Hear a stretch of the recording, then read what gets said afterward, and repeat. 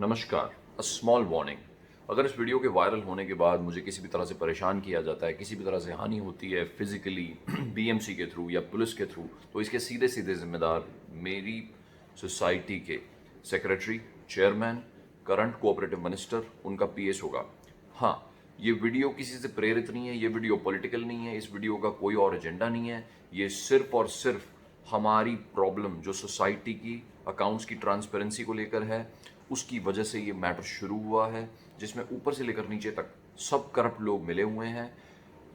हम उनको डीफेम करने की कोशिश नहीं करना चाहते, पर अगर वो मेरे घर पर सेंध लगाएंगे, मेरे घर के सुख चैन शांति बिजली पानी के बिल्स इसमें प्रॉब्लम क्रिएट करेंगे, तो मजबूरन मुझे ये वीडियो बनाना पड़ रहा है।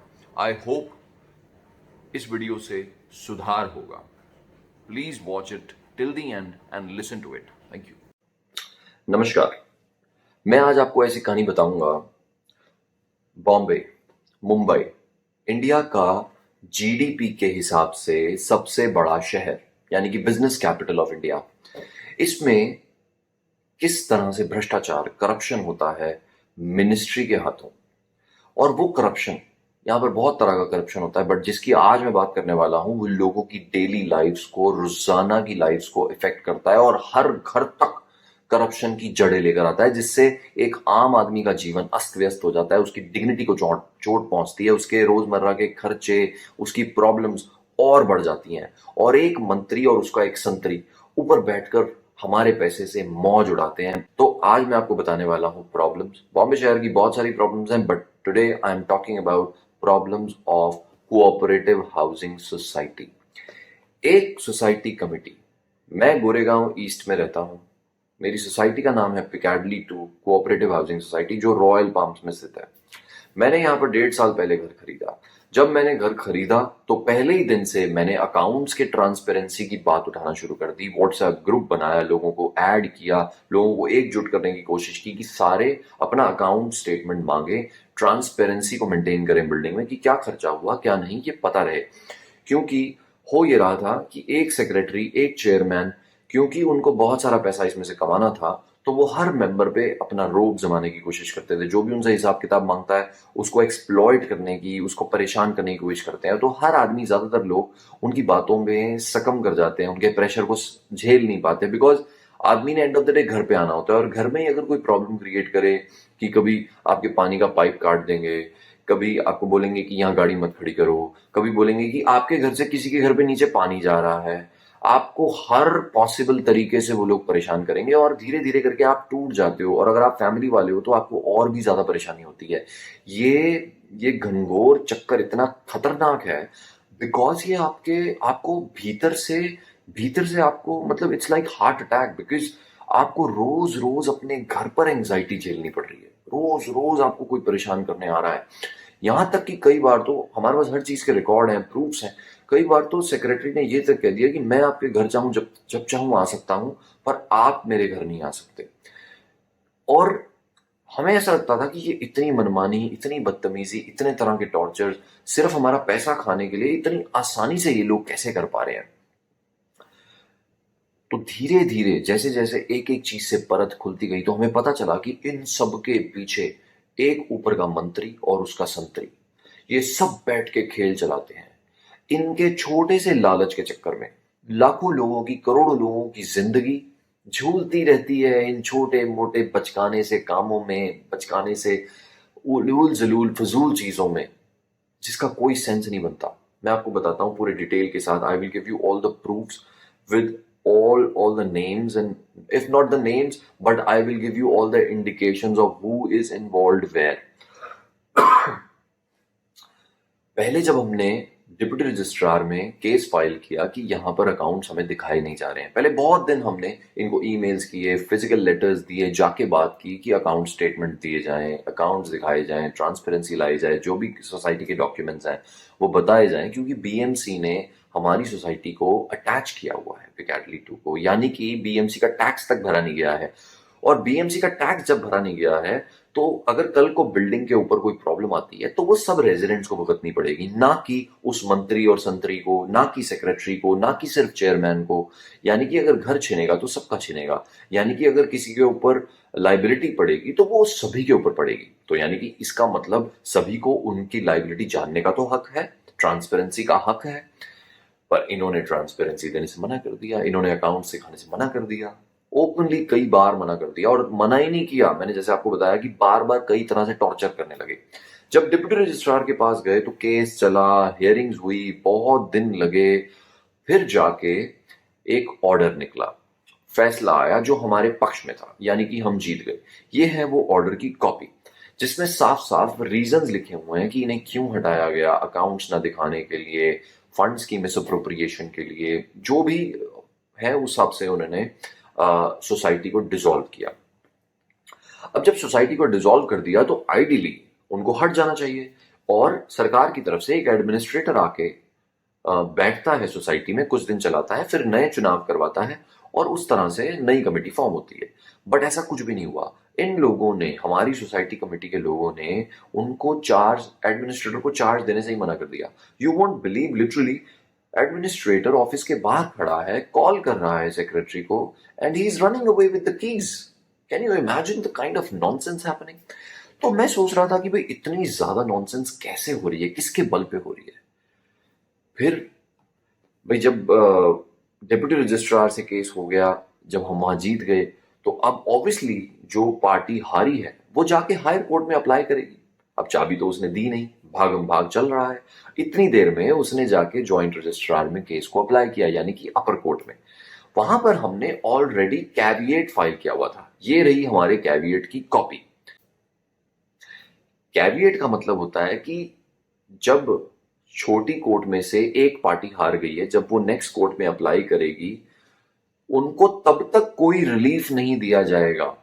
जो लोअर कोर्ट में हारा है, यानी कि उसका जुर्म साबित हुआ है, जब वो ऊपर कोर्ट में अप्लाई करेगा उसको तब तक कोई रिलीफ नहीं दिया जाएगा जब तक दोनों पार्टियों की दलील नहीं सुनी जाती। It is so simple. पर हुआ बिल्कुल इसके उलट।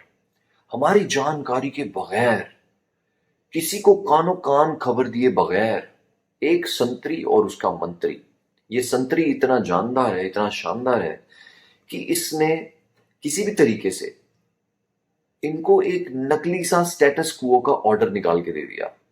हम सोच रहे हैं कि भाई सोसाइटी बर्खास्त होने वाली है, सोसाइटी चेंज होने वाली है, बट हमारी सेक्रेटरी और चेयरमैन ने ऐसा कुछ ऑर्डर निकाल लाए एक संतरी की हेल्प से, और वापस से वो आकर सोसाइटी में बैठ गए।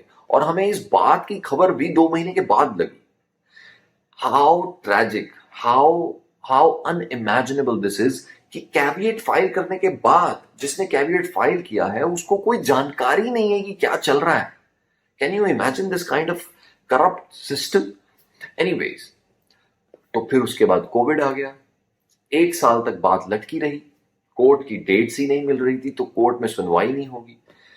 फिर जब ज्वाइंट रजिस्ट्रार में सुनवाई हुई तो ये लोग, हमारे प्रिय सोसाइटी के चेयरमैन और सेक्रेटरी फिर हार गए, हम फिर जीत गए, यानी कि अब हम ज्वाइंट रजिस्ट्रार में भी जीत गए। तो अब तो इनको हटना ही था। तो ये तो, और ये हटे कैसे और कैसे हटाए गए, उसके वीडियोस भी अब आप देखिए। ठीक है, वेट कर लेते हैं। सर, हम मंत्रालय में गए हैं, मंत्रालय में गए हैं अपील लेकर। हाँ, और कल परसों आपको मतलब नहीं, मुझे अभी देखिए, ये जो स्टेटस को है ना, वो स्टेटस को हट गया। अगर आप मंत्रालय में जाते या और आपको जो स्टेट वाइज जाना है आप जा सकते, कोई दिक्कत नहीं। लेकिन आप मुझे चार्ज देना है। क्यों चार्ज देना है बताता हूँ। क्योंकि ये ऑर्डर एग्जीक्यूट हो गया है फिर, और जैसा ही आपका वहां से स्टे आ जाएगा, स्टेटस को आएगा, it will be implement again in that way. मगर हमें मंत्रालय से ही बोला गया है कि आप नहीं, ऐसा मुझे राइटिंग में चाहिए सर, मंत्रालय से राइटिंग में चाहिए। नहीं, कल नहीं सर, अभी आप मुझे चार्ज दीजिए। हाँ, आज मिला है, हम कल तक इन्फॉर्मेशन सबको दे देंगे। नहीं, हमने बात किया, मंत्रालय में ही बात किया, और उन्होंने बात किया, मुझे बात करा मत। नहीं, हम बात नहीं करा सकते। नहीं, ऐसा मत बोलो, मंत्रालय अभी बंद हो गया सर। नहीं सर, चालू है। अरे हम जाके आए। We are the in government। अरे it's a non profit place, आपको चाबी मांगेगी, आप दीजिए। कोई सुनने का मतलब नहीं आता। आपका इतना क्यों मुंह वहां फंसा हुआ है? Why are you in problem? Decision नहीं ले सकता। कौन होता तुम कौन हो पहले बताओ। Who are you? Who are you to shout? Who are you? Who are you to shout? Who are you to Because shout? I am the secretary right now. You are not. अभी नहीं, जब Show तक the order. मुझे You order are नहीं मिलेगा not. तब तक नहीं। अभी सुनो, ये मैं सेक्रेटरी है सर, ये सेक्रेटरी हैं। You are मैं not. अकेले दे दूं? चल। Your appeal has been dismissed. Dismiss कर Yes. दो। No longer. ठीक है। आपको एक साल पहले आना चाहिए था। ये बोलना चाहिए पहले, अब नहीं बोल रहे तो हाँ। हाँ बोलो, बोलो क्या बोलो, बोलो। आप नहीं है मैं secretary। नहीं हूँ, लेकिन मैं नहीं। जो भी है, जो मैं है, पूरे जो जो करने है की वो ये है, जो है वो ये है, आप नहीं हैं। कमेटी मेंबर के साथ और हमें मेरे भाई नहीं दे सकता। अकेले नहीं दे सकता। आरती निकाल के देखेगा। चाबी लाइए आप, चलिए चाबी लाइए। सेक्रेटरी को कौन बनाया? सुनो किस- लोगों ने मिलकर बनाया। अरे कौन मांग रहा है चाबी? ये सर आ रहे हैं, ये मेरे आइए। चेयरमैन हैं। चलो, क्या को झगड़ा करते हैं? हाँ आपसे हम आपसे बात, ये लोग मेंबर नहीं है, तुम अलग रहो, तुम्हारा कुछ लेना हमें देना कहाँ नहीं। रहना हमें पता है, ठीक हाँ, है। तो- आप प्लीज आप उनसे बात तो कीजिए, who are- मुझसे नहीं। who are you to Who ask are you me? to ask me? अरे यार, Who are you? Who are you? तू कौन है? Who are you to tell me? Who are you to tell me? Who are you to ask me? Who are you? Talk to them. पूछेगा तुमको, who are you? 6 बजे अरे गुंडागर्दी चल रही है यहाँ पर। गुंडागर्दी चलेगी, गुंडागर्दी चलेगी, गुंडागर्दी चलेगी। कैसे गुंडागर्दी चलेगी देखते हैं, कोई बात नहीं। ये वीडियोस जो हैं ये लाइव वीडियो हैं, झगड़ा होते हुए मतलब बहुत तरह की गाली गलौज गुंडागर्दी होते हुए हमारी सोसाइटी में। उसके बाद भी 2-3 वार्निंग्स के बाद भी ये नहीं हटे। पुलिस की गाड़ी बुलाकर ताला तोड़कर अंदर जाना पड़ा एक सोसाइटी के ऑफिस में। मैं इससे ये बताना चाहता हूँ, लोगों को ये समझाना चाहता हूँ, कुछ लोग इस बात को इग्नोर कर देते हैं सोसाइटी के मसले को। बट आप सोचो कि अगर एक पुलिस की वैन को आना पड़ा है एक सोसाइटी का ताला तोड़ने के लिए। सोसाइटी में एक सेक्रेटरी और एक चेयरमैन को सैलरी भी नहीं मिलती, ये एक ऑनररी पोजीशन होती है। इसका मतलब होता है कि आपको एक मैनेजर रख के बिजली पानी के बिल भरने होते हैं ताकि सोसाइटी का काम सब चलता रहे आसानी से। एक सुपरविजन की तरह से होती है। और हमारी society is a very small society, इसमें ज्यादा कुछ काम नहीं होता। 100 लोगों की सिर्फ सोसाइटी है, 100 मेंबर्स की। उस सोसाइटी के सेक्रेटरी को बर्खास्त होने के बाद पुलिस को ताला तोड़ के अंदर एडमिनिस्ट्रेटर को बैठाना पड़ा। और ये जो वीडियो आपने देखा ये उसका सबूत है। उसके बाद 3 बार के बाद जब पुलिस अंदर घुसी, एडमिनिस्ट्रेटर बैठे, तो इन लोगों ने मंत्रालय में अपील की। अब मंत्रालय में जो होता है वो अनइमेजिनेबल है। वो वही होता है जिसके लिए इंडिया पूरी दुनिया में फेमस है। इतनी भारी लेवल पे वहां पर करप्शन होती है कि मतलब एक कॉमन मैन अगर वो सुन लेगा तो शायद वो कभी डिप्टी रजिस्ट्रार के ऑफिस में कंप्लेन करने ही नहीं जाएगा। और एक्चुअली यही सच है। कोई भी कॉमन मैन, कोई भी एक आम मुंबईकर 1000 कामों में फंस लेगा पर वो कभी भी डिप्टी रजिस्ट्रार के ऑफिस नहीं जाना चाहेगा, क्योंकि उसको पता है डिप्टी रजिस्ट्रार में अगर कुछ हो गया तो जॉइंट रजिस्ट्रार, और उसके ऊपर का मंत्री जो है और उसका संतरी वो तो बस खाऊ है, खाऊ। वो तो उनको बस दो और कुछ भी ले लो। You pay them and you take any kind of decision that you want. आपको सेक्रेटरी बनना है, आपको चेयरमैन बनना है, आपको जो भी बनना है, just throw some money on them and they will give you whatever you want. और मैं ये हवा में बातें नहीं कर रहा हूं। अब मैं आपको पूरी प्रोसीडिंग बताता हूं। कुछ दिन पहले, 3-4 हफ्ते पहले, मंगलवार को हमारी पहली हियरिंग थी मंत्रालय में। मंत्रालय में हियरिंग कब आई? जब हमारी कमेटी को हर लेवल से बर्खास्त किया गया, हटाया गया, वो हार गए, उनके ऊपर जुर्म साबित हो गए। उसके बाद उन्होंने मंत्रालय में अपील किया। तो मंत्रालय की पहली हियरिंग जहां पर मंत्री बैठे थे, फैसले कर रहे थे, वहां पर हम गए, हमारे वकील गए। पहले दिन सामने वाली पार्टी के वकील ने एक दलील दी और जब हमारी बारी आई कुछ बोलने की तो मंत्री ने कुछ सुना ही नहीं और बोला अगली हियरिंग में बात करेंगे। अब अगली हियरिंग का किस्सा जो है वो बहुत रंगीन और बहुत मजेदार है, वो बिल्कुल फिल्मी है। आप देखिए कैसे। अगली हियरिंग में हम बाहर खड़े हैं कोर्ट के, हम लिटरली प्लीड कर रहे हैं, रिक्वेस्ट कर रहे हैं सिक्योरिटी से कि आप हमें अंदर जाने दीजिए, पर हमें अंदर नहीं जाने दिया गया। मालूम है क्यों? क्योंकि पहली हियरिंग हो या दूसरी, मंत्रालय की किसी हियरिंग की हमें नोटिफिकेशन तक नहीं आई, इनवाइट तक नहीं आया कि आपके खिलाफ केस है। पहली हियरिंग में भी हम खुद एक उड़ती हुई खबर से हम पहुंच गए थे कि फलानी डेट को शायद आपकी हियरिंग है कोर्ट में। इस तरह से मंत्रालय में कोर्ट चलता है, यानी कि जो पैसा देता है उसकी सामने वाली पार्टी को इन्फॉर्म तक नहीं करते, क्योंकि जब आएगा ही नहीं तो हम कुछ भी फैसला दे देंगे। हम बाहर खड़े थे, आप ये वीडियो देखिए। हियरिंग हो जाएगी। अब तो बात तो सुनो। अरे आज का दिखाओ। आवाज कम करो साहब। थोड़ा आवाज अरे मैं बोलता ही नहीं, इधर खड़ा हूँ। 2 मिनट हो रहा है, दूसरे के लिए रिकॉर्डिंग क्यों नहीं करते तुम? मैं रिकॉर्डिंग कर रहा हूँ। आप हियरिंग चेक कीजिए, हियरिंग है या नहीं है, आप चेक कर लीजिए ना। सर ऐसा हम अंदर क्यों जाएंगे, हमें क्या शौक पड़ा हुआ है? आप चेक कर लीजिए हियरिंग है या नहीं है। कल को हमें वो बोलेंगे कि आप आए क्यों नहीं। दुनिया भर के लोग हैं अंदर छोड़ रहे हाँ ठीक है, दुनिया भर का है, मुझे भी दुनिया भर में मैं भी हूँ। पर मना कर दो, मुझे नहीं जाना है तो मैं नहीं जाऊंगा। बस बात खत्म। आप लिख के दे दो आपको नहीं जाना है तो मैं जाके बोलूंगा मुझे मना किया आपने। बंद है कभी चालू अरे मैडम आप पूरी बात तो समझो, ये पिछली हियरिंग का है, कभी चालू है। और आज उसका हियरिंग है ना। नंबर से कॉल आया है, ये नंबर पे कॉल आया है। हाँ बोलते जाओ। इस नंबर पे कॉल आया, मुझे बुलाया है। आप मना कर रहे हो मुझे जाने, अंदर नहीं जाने दे रहे। ले रहे हो ना बेटा? यस ठीक है ना। आपके साथ क्या नाम आप मुझते हैं?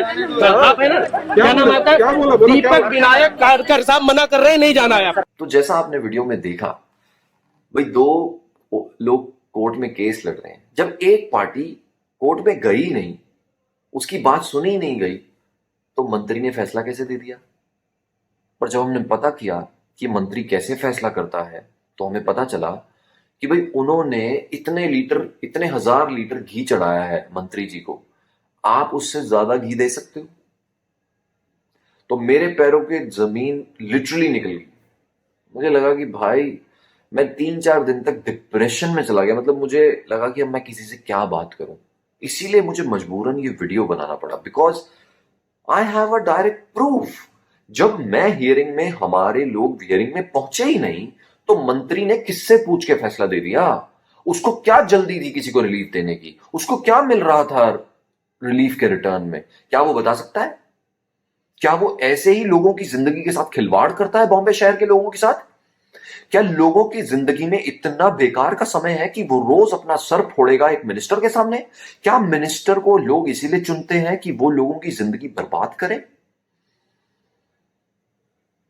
और अगर किसी को लगता है कि ये मैटर छोटा है, तो मैंने आपको बताया, ये घर के अंदर की बात है। जब घर के अंदर करप्शन होता है तो सिर्फ करप्शन नहीं होता, आपकी डिग्निटी को चोट होती है, आपको रोजमर्रा टॉर्चर परेशान किया जाता है, हमें रोज अपने घर के गुंडों से निपटना पड़ता है। और आपने वीडियो में देखा ऑन स्पॉट गुंडागर्दी होते हुए, और वो एक ही बात कह रहे थे बार बार, सेक्रेटरी और चेयरमैन, हम मंत्रालय में देख लेंगे, हम मंत्रालय में देख लेंगे। क्यों? क्योंकि मंत्रालय में सब सेटिंग होती है, सब सेट होता है। पहले एक आम आदमी डिप्टी रजिस्ट्रार के पास जाता है सोसाइटी में अगर फ्रॉड हो रहे हैं, फिर जॉइंट रजिस्ट्रार के पास जाता है। इसी प्रोसेस में उसको 1-2 साल का समय निकल जाता है।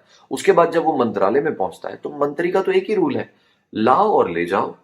तो फिर क्या मतलब है किसी भी कोर्ट का, किसी भी ये सिस्टम का, किसी भी सरकारी तंत्र का? क्यों सरकार ने ये प्यादे बिठाए हुए हैं लोगों के सर पर चढ़कर डांस करने के लिए?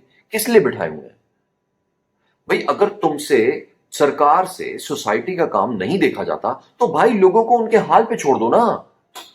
आप अगर कोई काम नहीं कर सकते तो उसको बिगाड़ने का हक आपको थोड़ी है। आप क्या वैल्यू क्रिएट कर रहे हो सोसाइटी के लिए? किसी भी बॉम्बे सोसाइटी के लिए, बॉम्बे की किसी भी कोऑपरेटिव हाउसिंग सोसाइटी के लिए आपने क्या वैल्यू क्रिएट किया आज तक? आप कोई वैल्यू क्रिएट करने के लायक ही नहीं हो। आप कोर्ट बन रहे हो, पर जबकि आप नकली कोर्ट हो, आप बिके हुए कोर्ट हो। पहली बात तो, क्या आपने ऐसा कभी सुना है कि एक मंत्री, उसको पता नहीं किस बात की, कितनी लीगल बातों की कितनी समझ होती है या नहीं होती है, या कितनी कॉन्स्टिट्यूशन की समझ होती है, क्या एक मंत्री एक कोर्ट रन करने के लिए एलिजिबल है? या वो मन घड़त कुछ भी, बस पैसे कमाने के लिए वहां पर कुछ भी फैसले दिए जाता है? और अगर वो कुछ भी फैसले नहीं देता है, तो हमारे मैटर में बिना हियरिंग के उसने कैसे रिलीफ दे दिए? किससे पूछ के दे दिए? उसकी कैसे हिम्मत हो गई?